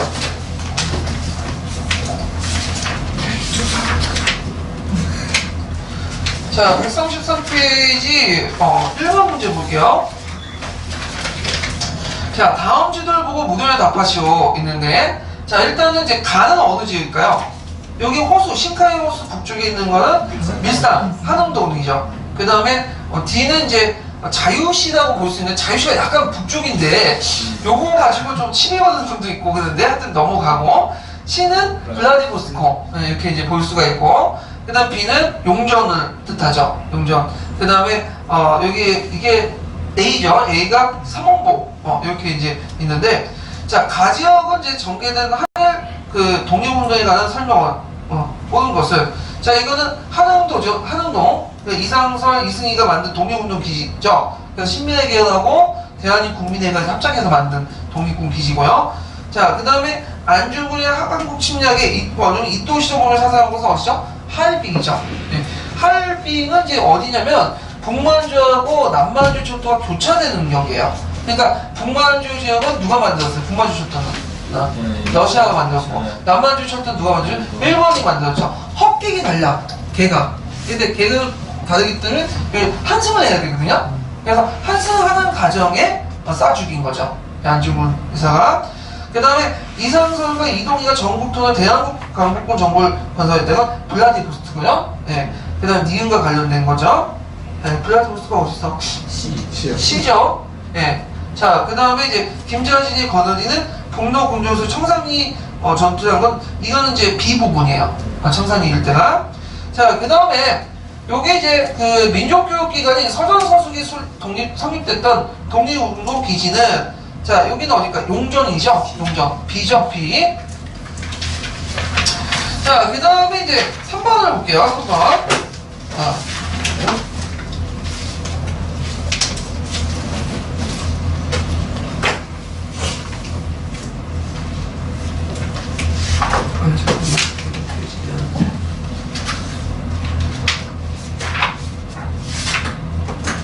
자, 여기 보면, 자, 민주주의 가정부의 수입을 목표로 전개한 활동관을 보게 있는 대로 고른 것은 이렇게 있는데, 자, 요거는 가정부는 뭘 뜻하냐면 임시정부만 해. 임시정부. 그래서 이제 여기 보면, 여기 단서되는 것이 뭘까요, 이거는? 네. 대한민 국민도 있겠지만, 신한민보죠? 신한민보는 무슨 기간지라고 했어요? 대한민 국민의 기간지라고 했죠? 그래서 이제 신한민보에서 이제 그, 1910년에 공포한 대한민 자치기관 사설이 있어. 그러니까 대한민 자치기관 사설에 나왔는데, 우리는 마땅히 마음을 합쳐서 대한민족의 어떤 공고히, 대한민족 전체를 공고히 하고 우리 손으로 자치하는 법률을 제공하여 이 법률을 바탕으로 해갖고 가정부를 수립한다. 이 가정부는 임시정부예요. 그래서 대한민 국민이나 이 가정부, 임시정부는 뭘 바탕으로? 공화주의를 바탕으로 해갖고 형성한 거다. 자, 그러면 요때 이제 가정부는 되게 뭐와 연결된다? 공화주의와 연결돼요. 공화주의. 예. 그래서 공화주의와 연결되는데, 1910년은 공화주의가 또 뭐가 있었다고 했죠? 복벽주의가 있었다고 했죠? 그럼 공화주의 단체하고 복벽주의 단체를 구별을 해야 되겠죠? 일단. 자, 그럼 일단은 답을 찾아보면, 자, 대동단결선언. 대동단결선언은 누가 했다고 했어요? 신한혁명당. 네, 신한혁명단이 아니라 신한혁명당. 네, 신한혁명단 처음에는 복병주의 단체였다가 이걸 계기로 해서 공화주의 단체로 해갖고 넘어간다고 했죠. 자, 그래서 이제 있고, 요때 이제 그 대한민 국민회가 안창호가 여기에 참여했다고 해요. 예. 그 다음에 이제 니은은 대한민 국민의 중앙총회 결성. 그래서 대한민 국민회는 지방총회도 있고, 그 다음에 샌프란시스코에 중앙총회가 있죠. 네, 이것도 관련된 거니까 그거는 이제 맞고요. 자, 그 다음에 틀린 거는 이제 기읍과 니은인데, 일단 독립운동부는 아니죠. 임명차이 주장한 거죠. 조직한 거고, 이거는 고종의 밀지를 만들기 때문에 복법주의 단체고, 복법주의. 그러니까 대한독립단도 이것도 이제 그 복법주의 단체예요. 근데 이게 나중에 상해정부 이제 복법주의 단체였다가, 그 당시 이제 이것도 나중에 들어가면 이제 그 임시정부 들어가면서 그 공화단체 바뀐 걸로 알고 있어요. 이 단체도. 근데 복벽주의 단체 10년대에서는. 자, 그래서 답이 디귿과 니을이죠. 예. 자, 그러면 관련된 기초의 근거를 한번 찾아서 읽어볼게요. 자, 1245페이지 펴보세요.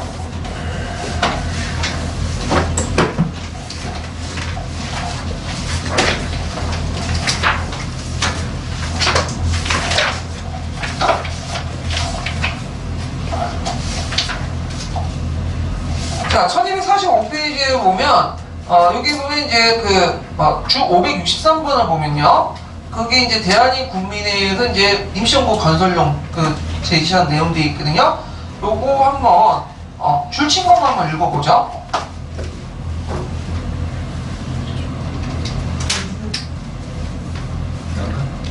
예, 1910년 8월 식민지로 예정된 대한제국에 강점당하자 대한인 국민회는 동료 9월 우리는 마땅히 마음 아파하여 대한민족의 단체를 공고히 하며 우리 손으로 자치하는 법률을 제정하며 공법에 상당한 가정부를 설치함이 목하에 근무라고 선언하여 국민주의에 입각한 임시정부 수립을 촉구하였다. 국민주권에 바탕한 임시정부 건설론을 계기로 대한인 국민회는 해외 한일을 총괄하는 대한인 국민회 중앙총회 설립을 더욱 서두르게 되었다. 이는 사실상 대한인 국민회 중앙총회를 임시정부로 조직하고자 하는 인식을 반영한 것이었다. 그래 1910년 10월 5일 대한인 국민은 기관지인 신한민보에 대한인 자치기관이란 논설을 통해 임시정부 건설론을 강력히 주창한 동시에 대한인 국민회를 해외 최고기관에서 임시정부로 전환하려는 견해도 피력하였다. 대한인 국민회는 국민회를 국가 인민을 대표한 총기관인 임시정부를 설립하고 입법, 사법, 행정 등 삼권 분립에 의한 자치제도를 실시하며 이에 필요한 병역과 납세의 의무를 규정하였다. 이는 대한제국 멸망을 공식화하고 대내를 막론하고 한일 최초로 국민국가에 바탕한 임시정부 건설을 제창하는 혁명선언이다. 이에 대한인 국민회는 중앙총회를 설립하였다. 그러나 이 중앙총회는 중앙총회장 최정익과 부회장인 한재명을 선출한 데 그친 것이며 완전한 조직 구성체는 아니었다. 따라서 대한민 국민회는 이 중앙총회를 임시정부로 조직하기 위해서 국민의 여론을 수렴한 뒤 국시를 정하여 정치, 법률을 조직 구성을 해야 했다. 이에 대한민 국민회는 총회장을 최정익을 각 지방회로 수령하게 하는 한편 정치적 식견이 있는 박용만을 신한민보 주필로 추빙하여 일반 국민 회원들을 대상으로 임시정부 수립에 대한 인식을 고취시키고자 했다. 예.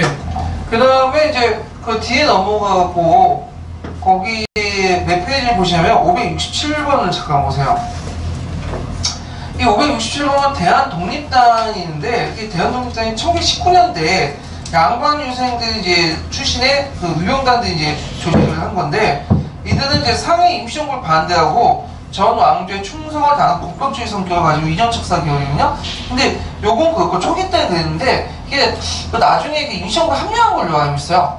근데 초창기 때는 임시정부 반대하는 국법주의 단체였다는 건 좀 기억을 해두시면 되고요.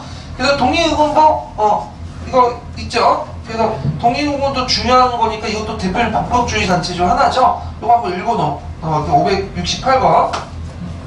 대한독립의군부는 일제강점기 1910년대에 임명찬이 고종황제의 매명을 받아 만든 비밀결사단체 조직이다. 전국 의병전과 유생들이 참여했으며 이들은 주로 호남지방을 중심으로 경기도, 강원도 지역까지 그 활동을 넓혀갔었다. 이 단체는 대한제국대의 왕정 복고주의를 추구하였으며 전국적인 의병투쟁을 벌이는 것을 목표로 삼았다. 독립의군부를 조직한 임병찬은 한때 조선총독부 관리에게 한국 침략의 부당성을 통보하고 국권 반환 요구서를 수차례 보내기도 하였다. 그러나 독립의군부는 일제에 의해 사전에 발각되면서 임병찬을 비롯한 지도부가 구속되는 사태로 일단락되었다. 독립의군부는 비밀결사의 형태를 띠었지만 지도부나 활동 방향 등을 보면 전형적인 의병운동에 해당한다. 즉, 독립의군부는 의병운동의 장점과 한계를 고스란히 가지고 있었다. 예. 그래서 이제 여기까지 한번 살펴봤고, 다음 문제 한번 풀어볼게요. 다음 문제가 이제 뭐냐 하면, 대한민국 임시정부 활동 내용 관련된 부분이군요. 네. 4번 문제. 자, 여기 보면 이제 대한민국 임시정부의 이제 활동 부분을 보면 조선 유형대가 발생한다. 이거는 조선민족전선연맹이죠. 이 부분은 그 다음에 삼일편찬서 맞고 독립신문 맞고 그 다음에 그 예국공채를 발행하고 그 다음에 강국회를 이제 조직하고 근데 강국회 부분은 이제 그 아니죠. 이건 동북항일연군과 관련된 내용이니까 그래서 니은 디귿 미은이죠. 예, 니은 디귿 미은. 워싱턴 특사방도 맞아요. 근데 이거는 이제 없는 게 뭐냐면 여기 안 들어가 있잖아. 그러니까 들어가 있는 건 니은 디귿 미은 관련된 거니까 답이 4번이 되겠죠. 예. 그래서 이제 이렇게 보시면 되고요. 자, 그 다음에 지금 몇 분이죠, 근데? 23분. 25분이나요? 좀만 더 하고 하죠. 어차피 15분까지만 했으니까. 내려놓고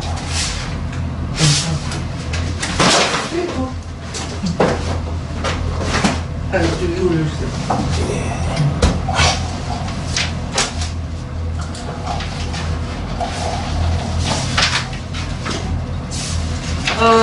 무장공유운동 전개를 이제 볼게요. 자, 이제 1920년대로 넘어가죠. 20년대. 자, 20년대는 이제 그 독립운동의 분화가 일어나죠. 그 계기가 됐던 게 이제 3.1운동이죠. 그래서 3.1운동 때 민족주의 계열이 산업적 민족주의와 비탄압적 민족주의 이렇게 분화되고요. 그 다음에 이제 그 사회주의 계열들이 또 등장하게 되죠. 그래서 사회주의 계열 1920년대 이제 그 레닌이 러시아 혁명이 일어나고 나서 아시아 지역에 이제 사회주의 확대돼요. 이건 우리나라뿐만 아니라 중국이나 일본 이런 나라도 다 그런데 우리나라는 이제 일본의 유학생들 그 다음에 이제 만주 연안주 지역에 활동했던 이제 세력들 중에 사회주의자도 변신하는 사람이 많아요. 근데 주의하더니 사회주의라고 해서 이 사람들이 민족주의자가 아니냐? 그것도 아니야. 왜냐면 이 민족주의라는 것은 모든 사상을 다 포용해. 그래갖고 민주주의도 포용하고 자본주의도 포용하고 사회주의도 포용하고 그러니까 어떤 사상이 합원이 되는 게 다 결합이 되는 거야. 그러니까 얘네들도 사회주의를 왜 선택했냐면 물론 이제 이르치크파 공산당 좀 약간 예의지만 이동희 같은 사람은 민족 독립을 위해서 선택한 거야. 민족 독립운동에 하는 과정에서 이 사회주의가 낫겠다 생각했고 한 거죠. 전략적으로. 이건 우리나라뿐만 아니라 공산당으로 많잖아요. 모 대통령도 민족의 어떤 그 뭐냐면 외세 침략을 막기 위해서 시달림을 받고 있으니까 그 차원에서 뭘 선택한 거죠? 사회주의를 선택한 거죠. 예. 그래서 이렇게 민족주의, 사회주의 나누지만 이 사회주의는 민족주의 계열은 사회주의를 선택하지 않는 사람들은 다 민족주의 계열이고 민족주의 운동을 하다가 사회주의 선택한 사람은 사회주의 계열이에요. 예. 그래서 이런 것들 좀 기억을 해두시면 될 것 같아요. 자, 그래서 이제 민족주의자들의 자본주의를 이제 체제를 지향하고 주로 계층은 이제 자본가와 중상층, 언론, 외교활동 이런 것들인데 되게 그렇다는 것이 꼭 그런 건 아니에요. 자, 사회주의는 1921년에 고려공산당이 만들어졌다고 했죠? 네.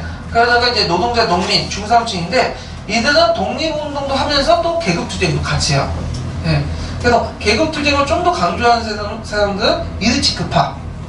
그 다음에 이제 좀 독립운동, 민족 독립운동을 강조하는 건 사회파. 이렇게 또 분리돼 나가죠. 자, 그러면 관련된 내용을 천재교육에서 한번 읽어볼게요. 254페이지 펴보세요.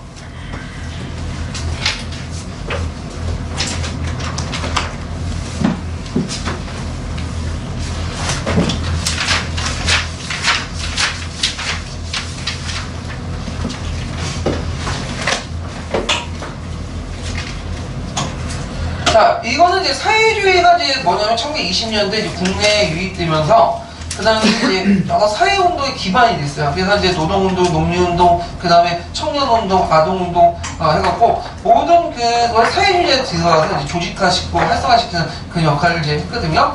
자, 그래서 요 20년대 국내 이제 사회주의 유입 관련된 내용들을 한번 읽어볼게요. 예.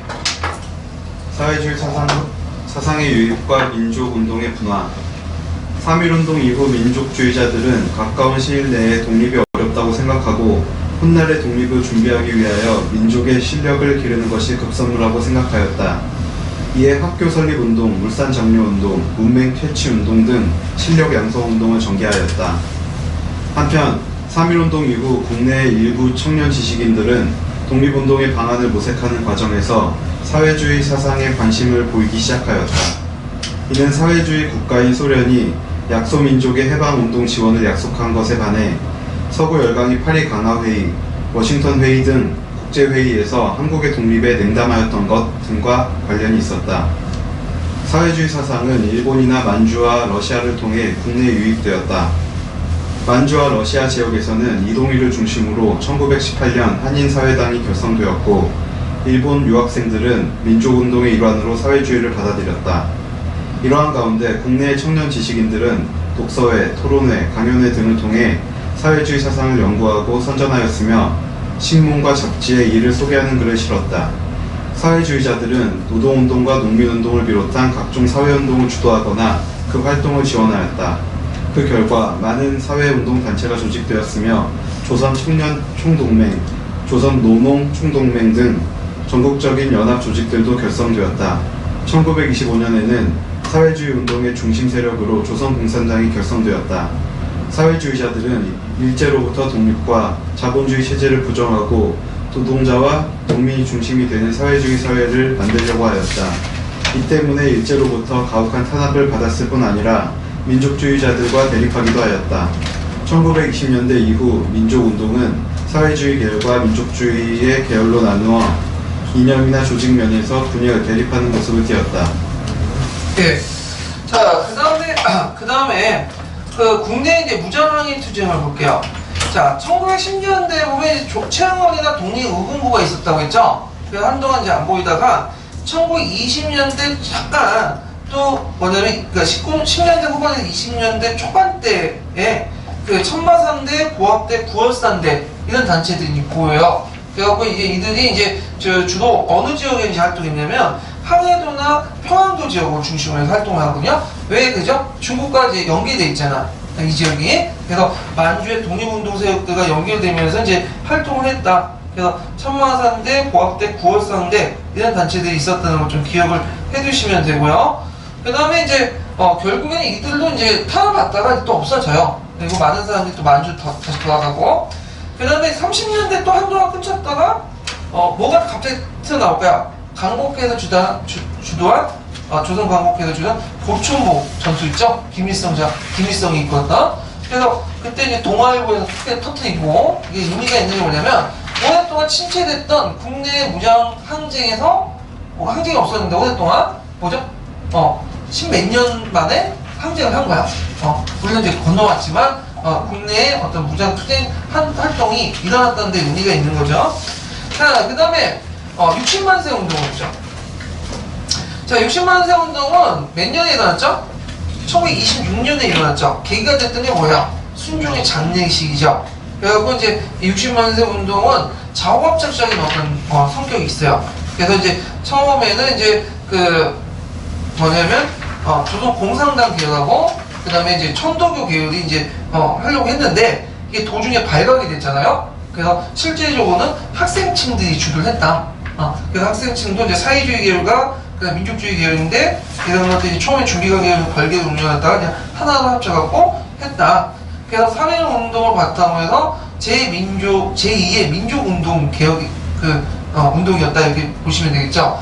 자, 배경을 보면 일제 강구한 민족 분열 정책, 독립운동세력과 노선대립, 특히 사회주의와 민족주의 대립, 그 다음에 신민교육에 대한 학생들 반발, 수탈에 대한 노동자, 농민들의 저항의식을 해갖고 보조됐고, 이때 이제 순종의 인사인을 계기로 해갖고 자원적 조직으로 이제 일어났죠. 예. 자, 그러면 관련된 내용들 한번 읽고 넘어갈게요. 몇 페이지를 보시냐면요.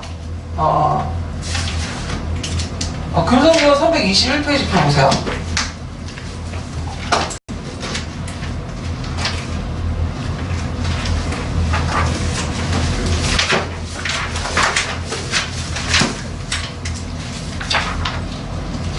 자, 321페이지 60만세 운동 읽어볼까요? 네.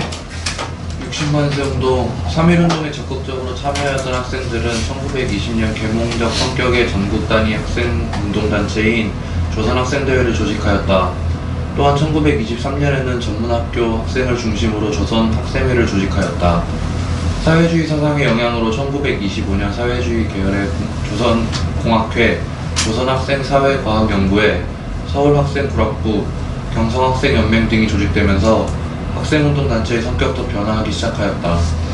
1926년 4월 순종이 승하하자 천도교를 중심으로 하는 민족주의자들과 조선공산당을 중심으로 하는 사회주의자들은 인사들의 만세 시위를 계획하였다. 그러나 이들의 계획은 일제에 발각되어 조선공산당은 큰 타격을 받았다. 반면 사회주의자들의 지도 아래 학생운동을 이끌던 조선학생사회과학연구회 등 학생운동단체들의 움직임은 발각되지 않았다. 6월 10일 일제 군경의 상엄한 경비 아래서도 학생들은 경문을 뿌리고 만세 시위를 주도적으로 전개하였다. 이들 일제 군경의 강경 진압으로 1000여 명의 부상자가 발생하고 수백 명의 학생이 검거되었다. 60만세 운동을 계기로 전국의 중등학교에는 독서회가 조직되었고 전남 광주의 성진회와 같이 학생운동을 지도하는 비밀결사 형태의 조직들이 만들어졌다. 이들은 식민지 교육반대와 조선인 본위 교육 등을 내걸고 동맹 휴교를 전개하면서 계급의식과 민족의식을 고양시켰다. 1927년부터 1928년까지 전개된 함흥 고보의 동맹 휴교는 이 시기를 대표하는 사례였다. 네. 자, 그러면 60만세 운동을 이제 볼게요. 이게 이제 그 60만세 운동의 그 주 내용을 이제 좀 볼 필요가 있는데, 자, 일단은 이제 그 경문에 보면 대한독립운동과 단결하다. 이거는 민족주의 계열과 사회주의 계열의 어떤 통합을 염두에 둔 거고요. 자, 정치적으로 볼 때는 이제 뭐 군대 형병을 철수하고 팽폭 총독정치의 지원을 벗어나자. 그러니까 일제가 문화 통치를 했지만 실질적으로는 군사를 기반으로 한 통치를 했다. 이렇게 좀 볼 수가 있겠죠. 그 다음에 이제 경제면에서 이제 보면 여기 보면 이제 일본인 공장의 직공을 총파하라. 그 다음에 이제 일본인 지주에게 소장을 받지 마라.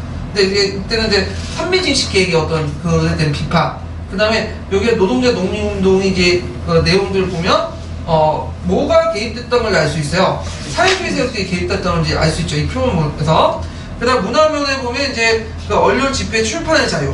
조선인 교육은 조선인 본위로, 보통학교 용어를 조선어. 이게 예전에 한번 더 나왔죠. 조선 교육은 조선인 본위로. 네, 이게 이제 예전 시험 문제 나왔던 거고요. 자, 그래서 문화 통치 시기에 일제는 교육기관을 확대하고 신문을 반영을 허용했지만 실질적으로 우리나라의 어떤 그 민족의 어떤 그 권리를 보장해 주는 것보다는 친일파 양성이다. 분열. 그리고 한국 식민화 정책. 그러니까 순종한 한국 식민 양성에 대한 것다. 그래서 이런 기만성. 이런 것들을 이제 얘기를 하고 있죠. 자, 의회를 보면 이제 학생이 중심에서 운동이 부각됐다. 그래서 이제 3.1운동 때도 학생계 위상이 올라갔죠. 60만세 운동을 통해서도 이게 이제 국내 그 독립운동의 학생계로 완전히 넘어가게 돼요. 그래서 60만세 운동을 통해서 또 강주 학생운동에 연결되는 거죠. 그 다음에 이제 여기에서 또 눈여겨볼 게 뭐냐면 그 60만세 운동을 계기로 해갖고 전국 단위의 독서회가 조직해요. 근데 이 독서회는 포면적으로 책을 읽는 회의인데 여기에서 뭘 얘기해요? 사회과학이나 이런 것들을 이제 읽고 하면서 이제 민족에 대한 어떤 저항의식, 그러니까 일제는 저항의식이 이제 생기는 거죠. 그리고 독서회도 조직하고 그 다음에 강주의 성진회 같이 비밀결사 형태의 조직도 이제 만들어지게 되죠. 예. 그래서 독서회나 성진회 같은 이런 조직들이 서로 연결되면서 또 뭐도 같이 하죠? 동맹 후교, 직방 땡땡이 치는 거야. 그래갖고 그때 이제 보면 24년에서 25년에서 28년까지 전국적 동맹 후교들이 많이 일어나요. 이런 건 독서회나 그냥 성진회 같은 비밀 결사를 중심으로 해서 일어났다. 그래서 이걸 바탕으로 계급의식과 민족의식 고양이 되고요. 그리고 이걸 토대로 해서 일어난 것이 뭐냐면 강주 학생 항의 운동이죠. 자, 이런 것들을 이제 염두에서 보시면 되고요. 그 다음에 이거는 3.1운동의 전국적인 시위였다. 그래서 3.1운동 이후에 한동안 좀 있다가 60만세 운동이 다시 폭발돼 나오죠. 그래서 이때 이제 60만세 운동에 또 뭘 보죠? 만세를 보죠. 그래서 3.1운동, 60만세 운동에서 이제 만세가 일종의 저항의 뭐냐면 아이콘이 된 거야. 그래서 예전에 그 촛불만 들면 어떻게 돼요? 경찰들이 달려왔죠. 만세만 부르면 일경제 달려오는 구조 비슷비슷해요. 예. 자, 그래서 이렇게 있고 그 다음에 강조학생 항일 운동이 있는데 지금 몇 분이죠? 39분이니까 오늘 여기까지 하죠. 네, 여기까지 하고 네, 수고하셨습니다. 감사합니다.